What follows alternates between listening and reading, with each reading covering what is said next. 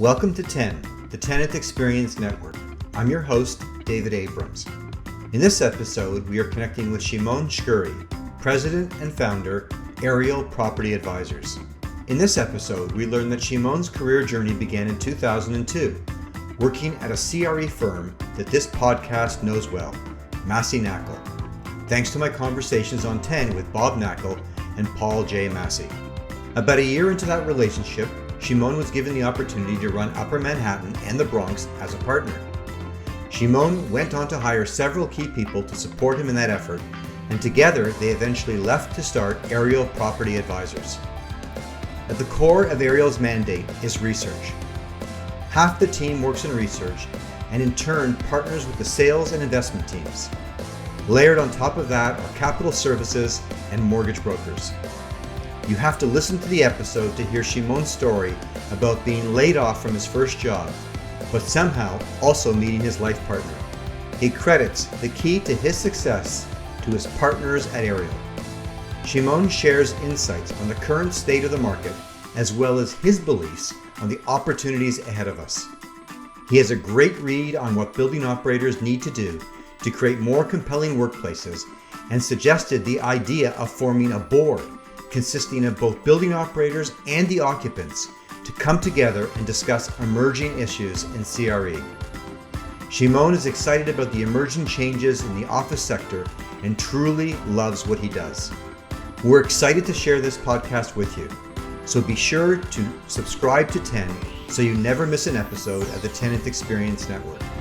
And now I'd like to welcome Shimon to the show. I'm really glad you could be with us, and I'm looking forward to our conversation. How are you today?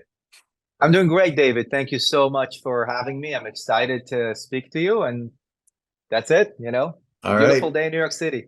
Awesome. Well, it is in Toronto as well, and I'm glad we were able to connect. Let's start with one of my favorite questions. Tell us about your journey to your current position role. How did you get started? How did you get into commercial real estate? Okay, so let me start from the end. I run what I think is a great company, Ariel Property Advisors. We decided that as a brokerage firm, we want to start with advisory first. And so we built over the years a very robust research group. And that research group is it's half of our 60-person operation. So 30 people in our brokerage firm do research. They're research analysts and sales support people that really accommodate our sales teams, eventually clients. We also have an investment sales group that clearly sells buildings throughout the city. We kind of structured it in a sub-segment, territorial market. So each one of the investment sales professionals focuses on a very specific niche, which we think is the ultimate expertise. And then we layered on to that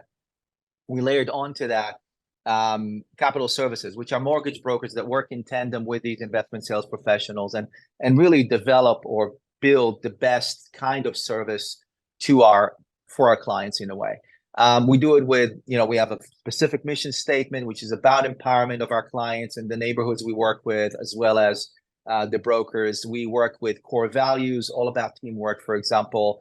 And we've done pretty well here in the city of New York. Our start as a company and eventually a partnership was about 21 years ago. I joined a company that called Massey Knakal in 2002. Okay.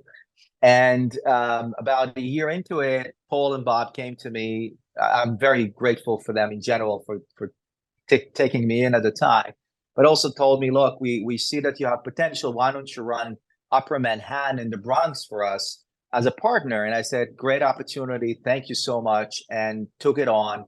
And what happened, David, is I hired 3 key people. One was the Victor Sozio, then Mike Tortorici, and Ivan Petrovich, all of which started with me as interns at Massey Knakal.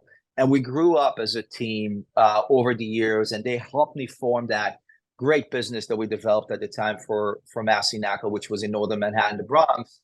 And fast forward to January of 2011, Vic, Mike, Ivan, and I started Ariel Property Advisors as partners, and we were joined eventually by Paul McCormick and Sean Kelly, who are our partners as well. And we want to grow that 60-person operation to more partners and do more good in New York City in what we do and how we work. If that makes sense. Well, that's great. And obviously I've had Bob and Paul both on our podcast, and very amazing guests, very gracious, and just really offered so many insights into the commercial estate industry. So wonderful that you come out of that same that family, as they like to call it. And congratulations on your success.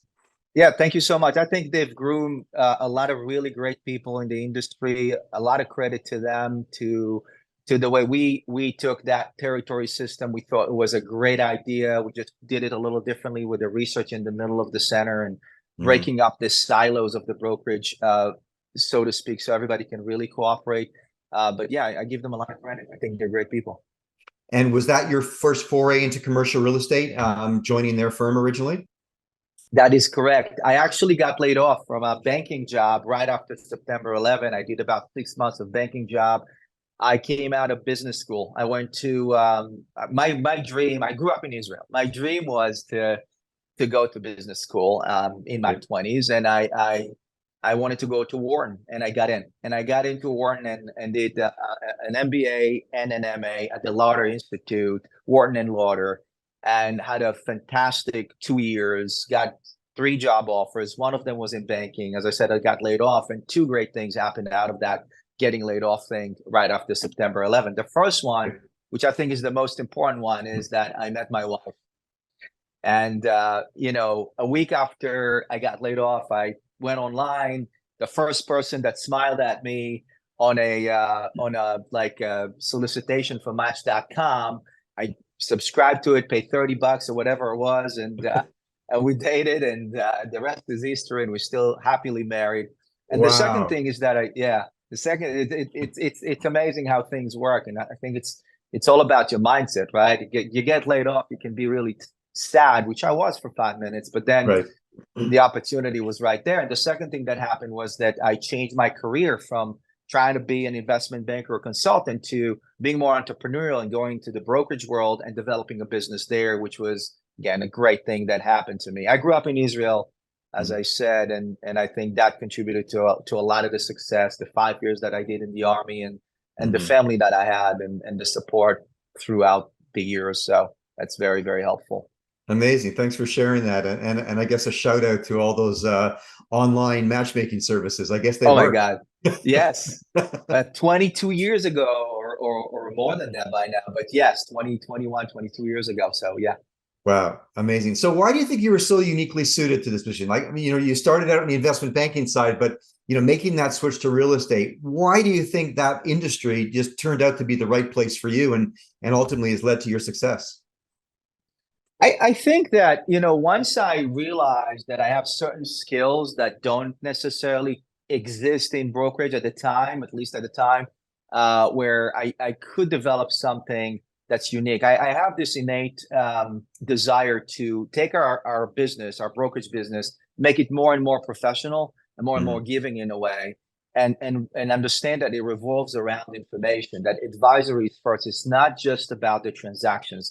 It's really about the day-to-day grind of explaining people or helping people understand where the market is, where the building value is, and what we can do to help and how to transact better.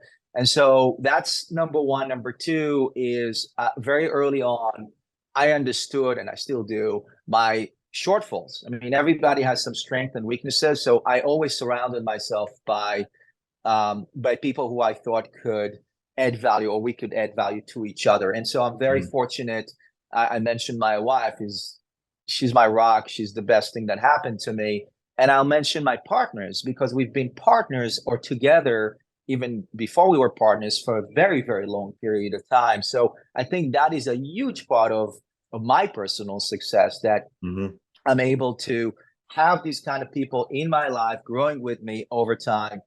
So it's people. And then I think the understanding that I don't know everything and I don't know what I don't know. So again, trusting people to bring you over these bridges and listening more over time. I didn't always listen, just listening more and being open to criticism and to to growing out of it, if that makes any sense to you. But Yeah. really, the bottom line is I knew that information was missing in the industry, and we're here to solve that problem, especially in New York City, and more specifically in multifamily, which is what we do a lot.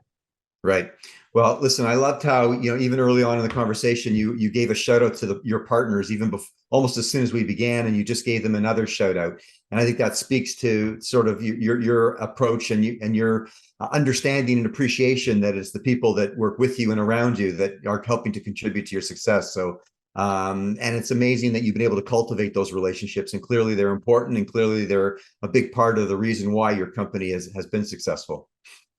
Absolutely. I think that it's all about people, especially in our business. It's a people business.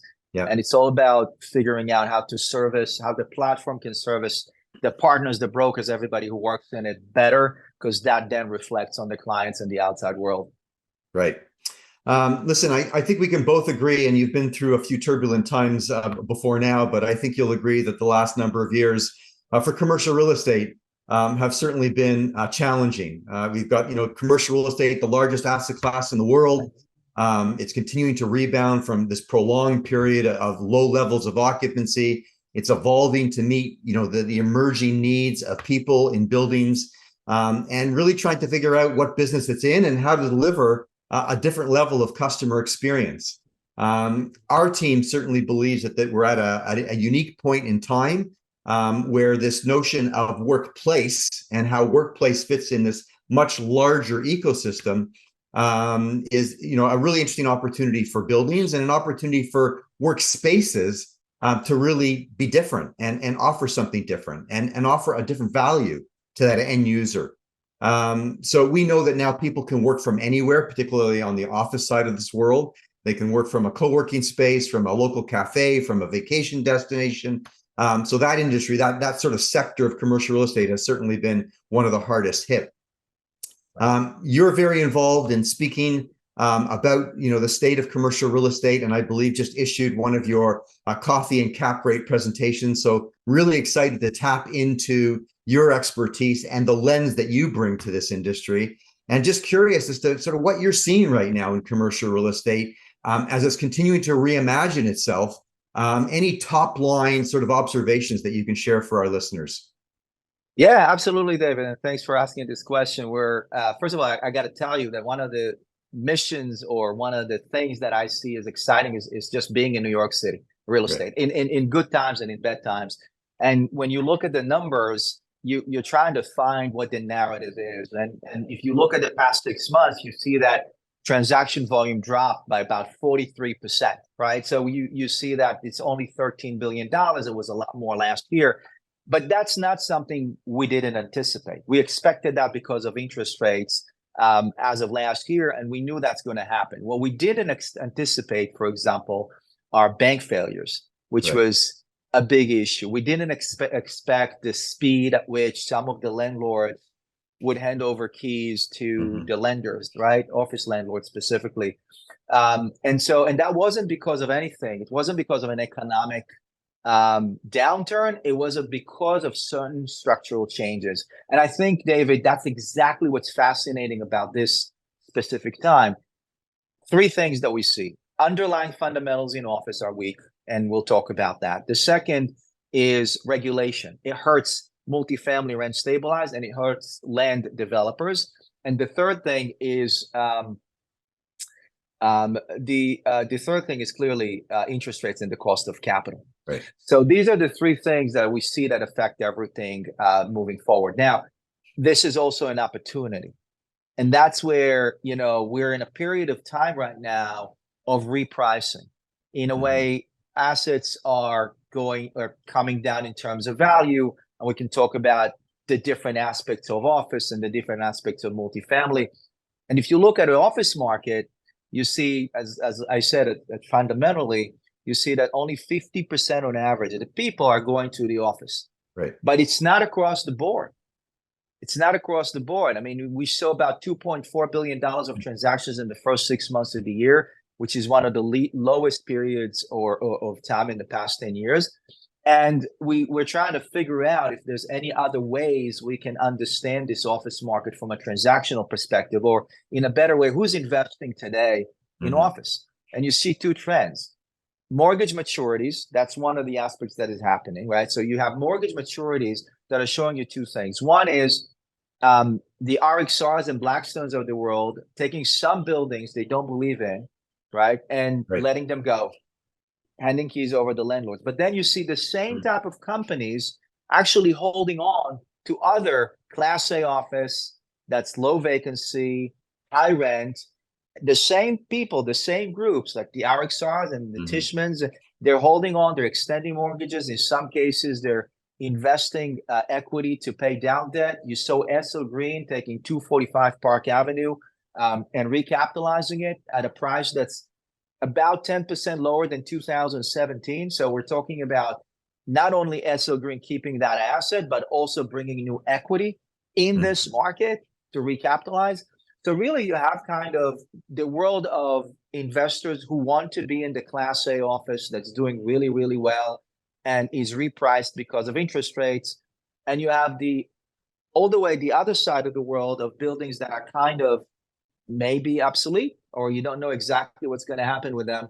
And then there's a lot of things that are somewhere in between. And then you see, Namdar, for example, buying office buildings at a discount, or you see NYU and Google buying their own office buildings to be in. You see JP Morgan doing the same thing. You see life sciences, you see some conversions to residential. So there's a lot happening in the office market, but it's definitely in transition, if that makes sense. It is, and I think you're right. I think the fact, it's not like there's one trend or one sort of direction it's heading. It's literally a bailiwick of just tremendous opportunity. And I think you're right when you talked about sort of the Class A and the flight to quality. You talked about sort of the far extreme of buildings maybe being obsolete. And then there's a whole bunch of buildings in between. Right. We believe that the B and C buildings in New York in particular have actually a tremendous opportunity. Not all will survive, but for those that are truly still committed and offering a bespoke, experience, and recognizing that they're no longer in the business of just providing space, but how do they compete with that Class A building, and how do they provide an unparalleled customer experience through a variety of different means. And we're thinking about how technology can help to sort of differentiate and be that equalizer. I think there's a lot of opportunity, and we're working with several building partners in New York that are fully leased and that are thriving. So it's not feast or famine for all, but it is going to be, I guess, who's prepared to dig in and be creative. That's right. And reimagine their business. So, what are you seeing specifically in that B and C space? Any interesting trends or opportunities there? I think that overall you're hitting some really great points, David. I think the first thing to think about when you think about a B or C building is, can it attract tenancy at a certain price point, right? That's really what you're trying to figure out. And if the answer is yes, then what do you need to do? And I think when it comes to office space, and I can tell you this also as a tenant, you want the best amenities you can have. You want, if I just saw that Vornado put like 100,000 square feet in their pen, in their new development of amenities and restaurants and wellness center. And so I think these are the things that you want to see as a tenant and also as an employer. Because at the end of the day, it's all about talent retention. So guess what? If I'm in an office space that provides all of these amenities, and I manage to bring my people out of their houses 4 days a week instead of 3 days a week like the average is, or 2.5 days a week, and they're in the office one more day because they chose to be in the office one more day, and they're thinking twice about leaving this company and going to another because the location is not convenient. It helps talent retention in the biggest possible way, and that's part of why I think you see some companies buying their own office buildings. I also think that there is a situation where you mentioned the ecosystem. I do think that you want to be in locations that have green spaces in locations that have outdoor amenities, that locations that are convenient. So the work live environment becomes a lot more interesting. And I think that landlords today have to pay attention to that. It becomes more expensive to build or Right. to do the tenant improvements, and it becomes more expensive to retain the right tenants, but the right buildings will benefit because they're not enough of them. Right. That makes You sense. you mentioned, yeah, for sure, and you mentioned that attracting and retaining talent. Our view, and I'm just curious about your thoughts, is that building owners, operators, the building occupant, they need to be collaborating more in this effort. That it's not just up to the occupier. It's not just up to the building. That there's an opportunity to really come together and do some creative things to help make the physical workspace a destination of choice and not a mandate, not somewhere where we're telling you have to be, but actually somewhere where you want to be. What are you seeing, in terms of, the building operators and occupiers coming together? Are you seeing any collaboration? Are you seeing any conversations happening from the perspective that you have of the space? I think that what would be interesting to see is whether you can have like a some kind of an office board, like a co-op board exists, right, with tenants that sit on that board together with the landlord and figuring out things that can improve in the building. I think that would be a great thing for Hilo, for example, to lead in some of the buildings you're managing. But really understand, just have a conversation about, hey, what can we do in this building? We have 2 floors that are empty. What can we do with them for you? We're not going to rent them out. We want you to stay here as a tenant. What kind of amenities you need? What do you think will keep you here? You have your lease coming up in 3 years. What do you think will keep you here another 5 or 10 years if we did A, B, and C? And so these are the conversations that if I'm an office landlord with millions of square feet, these are the conversations I want to have with my biggest tenants. And I don't know if they happen or not. I assume they do. I hope they do. But that's really these conversations should be different now because like you said, landlords need to have the understanding of what the tenants want, and the employers, in a way, need to understand what their employees want today. So there's conversation that needs to go up and down the chain in order to have that going in the best possible way, if that makes sense. It does. And I agree that perhaps there's an opportunity for Hilo to be involved in that. We have done that in the past. Pre-pandemic, we did host tenant experience, workplace engagement workshops with, and we had at the table tenants, representation from the tenancy, the occupant, as well as the landlords and the building operators, and had a conversation around what that looks like. And I think there's probably an even greater need to be doing that going forward. I think there's so much to be that we need to understand and appreciate. And not, it's not one against the other. It really is about coming together and sharing sort of ideas to create the best possible place to work. So I think that makes a ton of sense. I'll see if we can get on that and make some of that happen again. We think a lot about buildings in terms of their role in neighborhoods and their contribution to community. And we've talked to certain, people at different levels of organization where, we're really understanding the impact that, COVID has had on, and if you look at New York specifically on, local businesses, on neighborhoods. And we're thinking a lot about how building operators need to be collaborating with local businesses, connecting with BIDs, to create a more supportive relationship to sort of tackle these challenges as we look to reinvigorate cities and financial cores and downtown cores. What are your thoughts just on the role of building owners and operators on supporting the neighborhoods and communities in which they're based? Yeah, I think that landlords have a tremendous role in influencing how the neighborhoods are looking like. And I think you hit on a very interesting point, saying it's not an adversary relationship, tenant landlord. And that should be something we in the city, in New York City, start talking about. This should be a collaborative relationship between landlords and tenants, not just on the commercial side, but also on the residential side. Because I think that it's politicized in a way where landlords and tenants don't work together because of politics.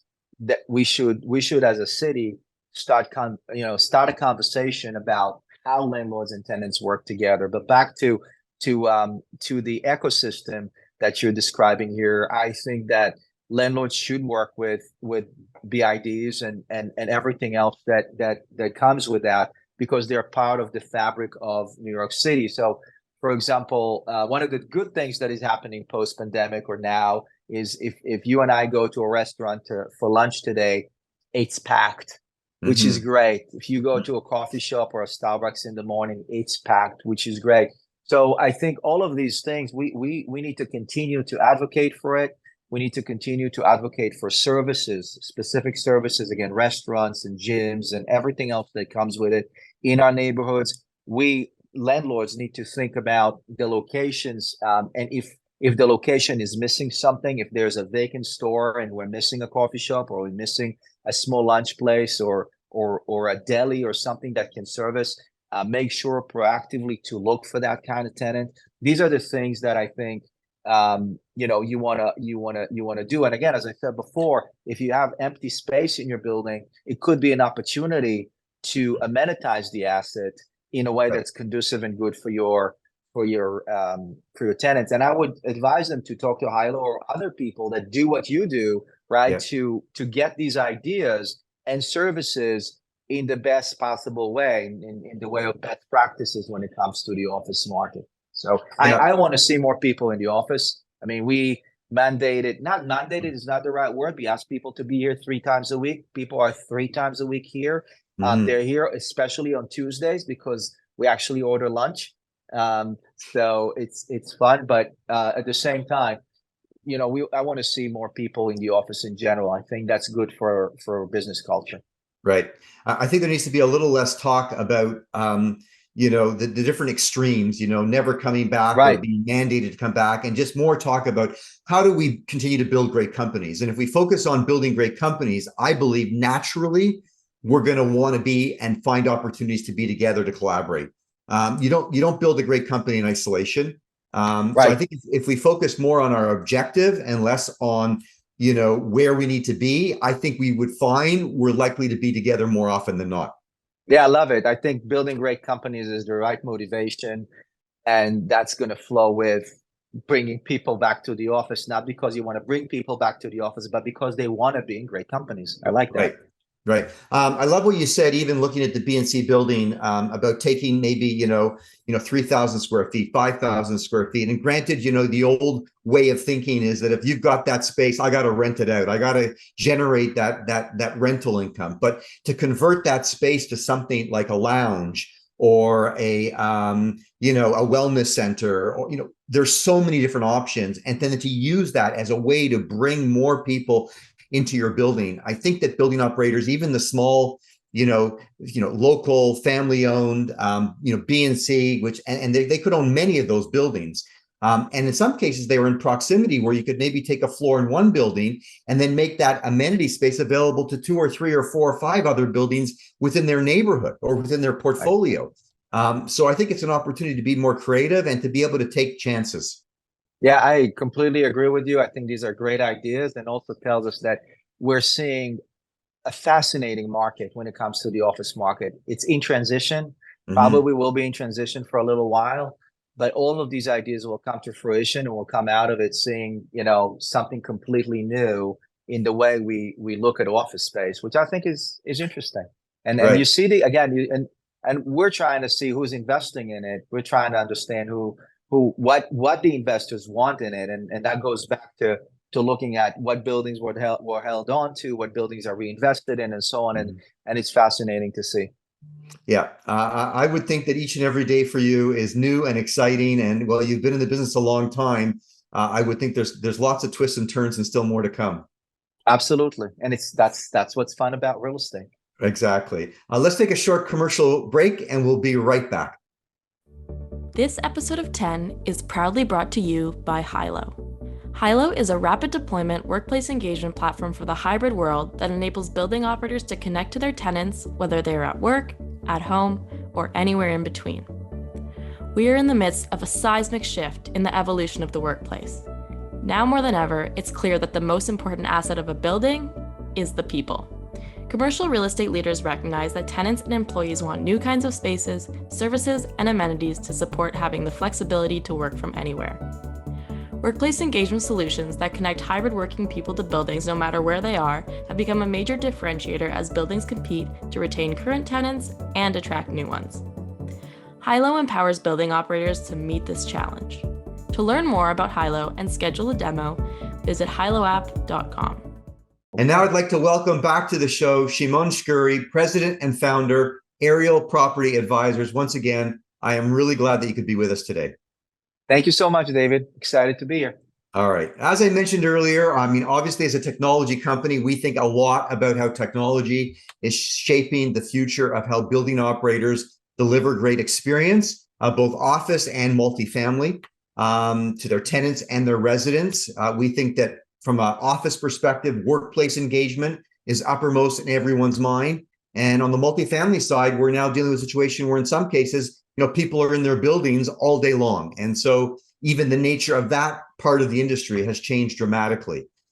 So with a focus on sort of continuing to evolve, for commercial real estate to continue to evolve to meet the needs of people in buildings, are you seeing any technologies in particular that are helping to impact the business, or any sort of areas of customer experience, customer service that are gaining traction and helping to contribute to a better experience in buildings and perhaps motivating things on the buy-sell front?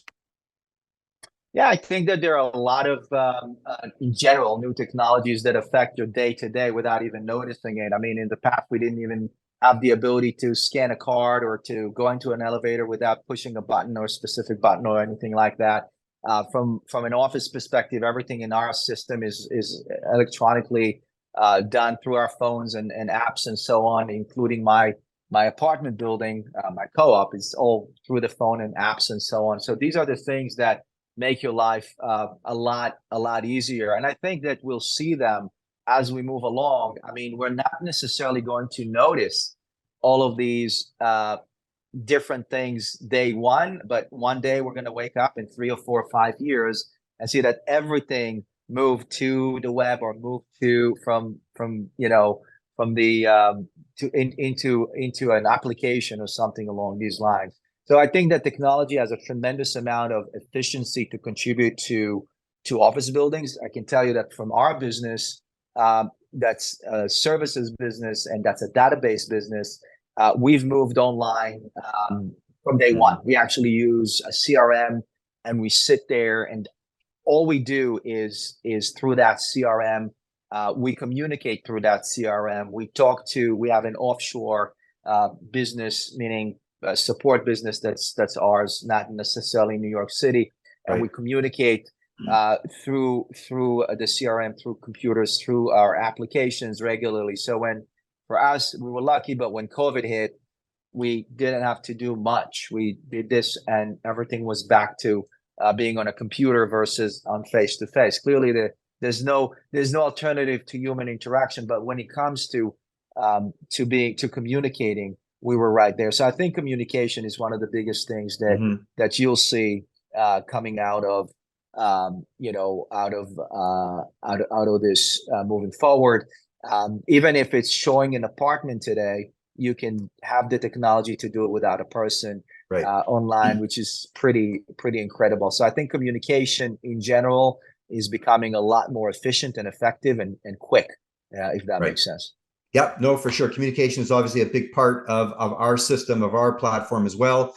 Being able to facilitate that connection, and particularly in a world now where people are working or can be anywhere, how do we stay connected with them even when they're not in your building?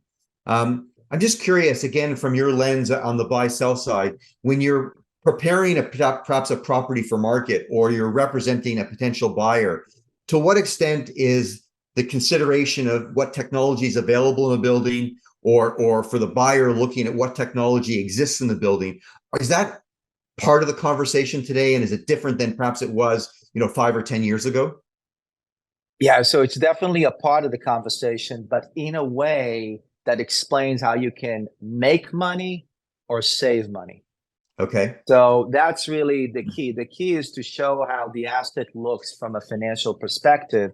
If he has certain technology that can enhance that, How does that contribute to your bottom line? So I think that you always want to connect the technology to what it creates and what it does for the building. So it's not a technology for the sake of technology. So our books are going to be focused on that. They're going to be focused on the bullet points that add implicitly or explicitly to the value of the asset. Could be location, it could be transportation, it could be technology, but it's always going to contribute to the value of the asset in a way. So that makes sense. That makes a ton of sense. That's a great insight. We've always had the position that we want to be a must-have, not a nice-to-have. Right. And I just love that you sort of highlighted that it's got to contribute to the bottom line, and drive some degree of value. So right. Makes total sense.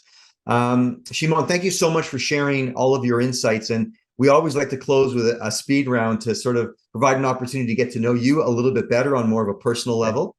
So just curious, when you're not at work, and clearly that's a passion of yours, what are you doing? What keeps you busy? Do a few things. I spend a lot of time with family, my wife. I swim, I ski, and I motorcycle. Oh, wow. Okay. Well, do that safely, please. Very safely. What is your beverage or drink of choice? Coffee. How many? A lot. Like 5, 6, 7 a day, but a lot of them are decaf. Okay. All right. Your favorite movie or current TV series that you're watching?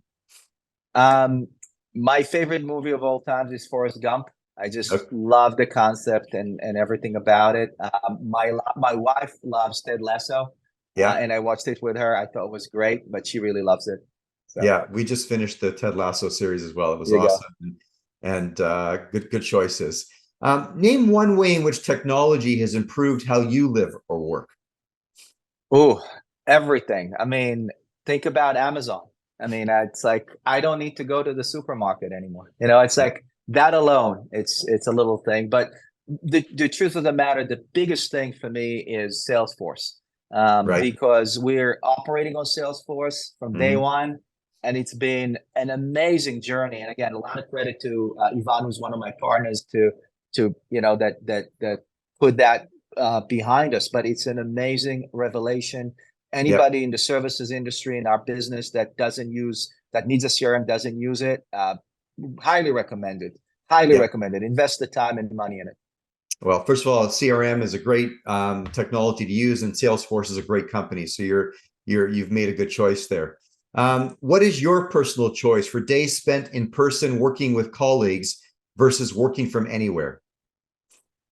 A day spent working with colleagues here in the office. I'm not going to replace that with anything else. I mean, for me, it's going to be being here in the morning, going to lunch with some colleagues and some clients, and going for a drink afterwards. So it's just being in New York City. First of all, you spoke earlier about New York, and New York City is, in my opinion, one of the greatest cities in North America, perhaps the world. And I agree with you. The energy and excitement about being in that city, and the opportunity to collaborate and meet and do great things. I love it, and I can't wait to be back. You can touch it, you can feel it, and it's an amazing place to be. So New York is an important market for us. We're spending a lot of time there. I hope that my next visit we can connect. I'd love to meet in person. Look forward to it. And look at try to identify any opportunity for collaboration. So Shimon, thank you so much for joining us today. Thank you so much, David. It's been my pleasure. A great conversation. Wishing you continued success, you and all of your partners. And we will definitely connect when I'm next in the city. Appreciate it. Thank you so much, David. All right, take care now. I want to thank Shimon Shkury for joining me on this episode of 10 and for contributing to the global conversation around buildings being part of a robust ecosystem, helping to build great companies, and that they are vital in the effort to cultivate and support great people and teams. The future of the workplace will likely take many forms, and we'll continue to explore what that looks like together. Subscribe to 10 for more conversations with leading CRE industry professionals and experts who all have something to say about tenant experience and the future of the workplace. We love hearing from you, so if you enjoyed this episode of 10, please share, add your rating, and review us through your preferred podcast provider. If you or someone you know would like to be a guest on a future episode, please reach out to me directly at david@hiloapp.com. And until our next episode, I wish you all continued success in building community where you work and live. Thank you.